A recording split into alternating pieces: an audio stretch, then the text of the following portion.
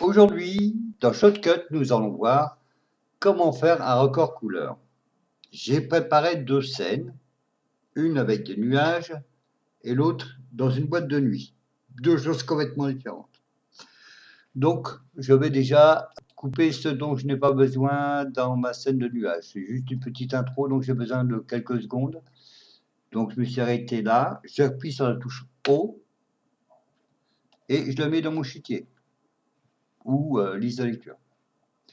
Je fais pareil avec ma scène de boîte de nuit. C'est une boîte de nuit avec des stars qui dansent. Et je sais que moi, parce que je connais bien ma scène, que j'ai Sharon Stone qui est là. Donc on va s'arrêter sur Sharon Stone, ça me suffit largement. Toujours pareil, au curseur, je appuie sur la touche O et ça va me raccourcir ma scène, le temps dont j'ai besoin exactement. Alors, on va mettre nos petits nuages sur la piste, sur le timeline. Par sécurité, je le mets un peu loin, donc on se met sur la piste, on clique droit et sur supprimer.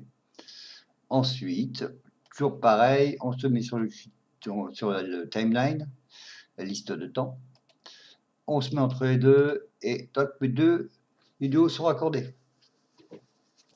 Alors, ce qui se passe là, moi je veux pas, je pourrais par exemple faire une transition pour passer des nuages à la boîte.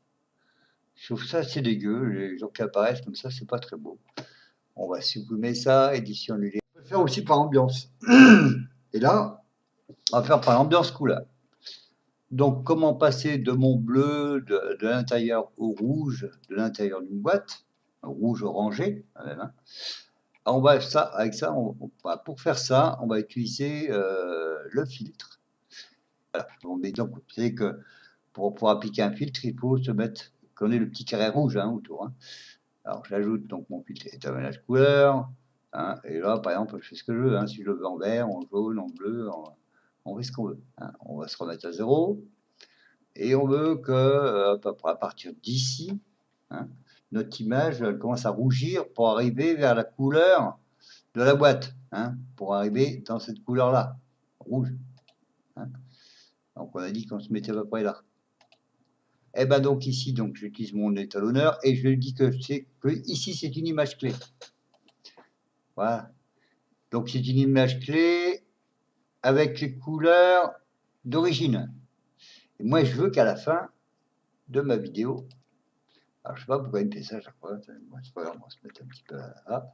À la fin de ma vidéo, je veux que ce soit la couleur de la boîte, qui était donc dans les rouges, ici, mais plus dans les rouges orangés. Hein, donc, là, mais bien rouge quand même. Hein. Donc on va se mettre un petit peu plus là. Hein. Donc un mélange du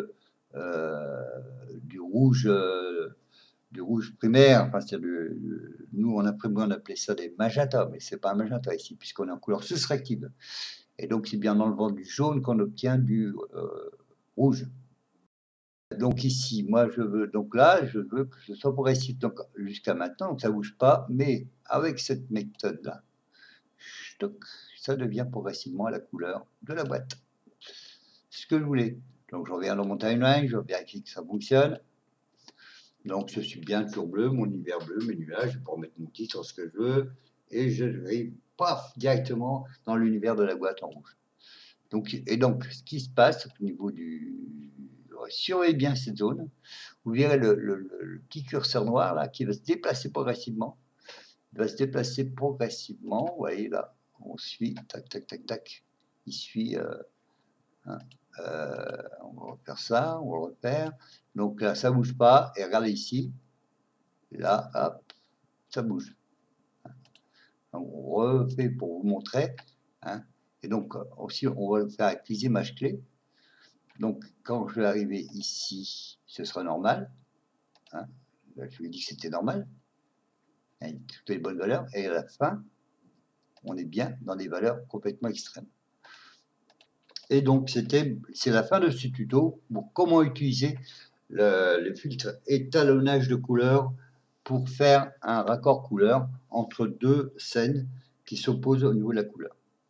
Merci d'avoir suivi ce tuto et n'hésitez pas à me laisser des commentaires.